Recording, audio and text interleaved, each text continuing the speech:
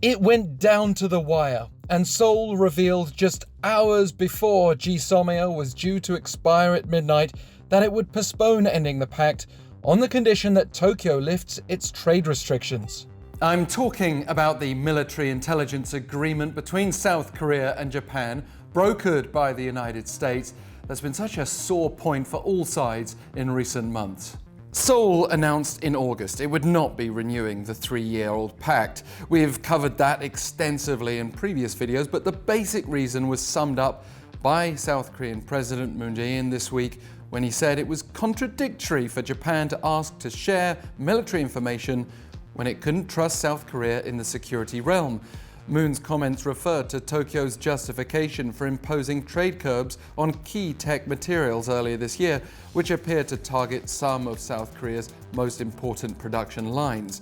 It seemed to be more about Tokyo being upset with the South's Supreme Court for last year ordering Japanese firms to compensate Korean victims of forced labor.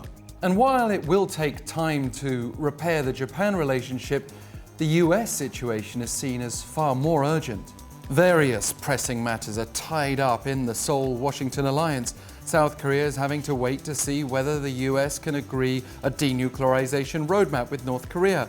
American troops and military hardware are also a key part of the South's security calculus for now. And these things have been threatened recently, not just by the GSOMIA standoff, but also a huge gap between Seoul and Washington on how much South Korea should be paying for the upkeep of US forces in this country.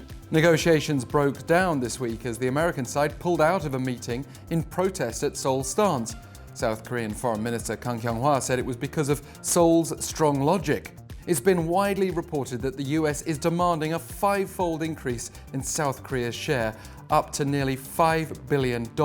Seoul already agreed to an 8.2% increase last year and to renew the deal every year instead of every 5, which effectively makes this a constant thorn in bilateral ties.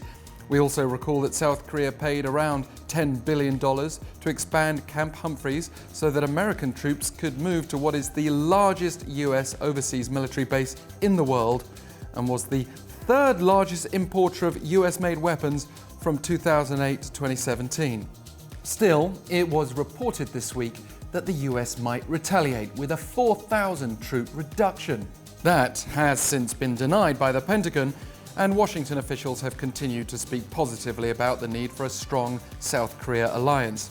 On the other hand, of its 2 main regional allies, the US has clearly taken Japan's side in its feud with the South, as Seoul-based Ambassador Harry Harris this week blamed South Korea for elevating its Japan dispute into the security realm, and that security realm affects us. Seoul is already seeking its own ways to reduce trade dependence on Japan. Will it also seek security and diplomatic independence from the US?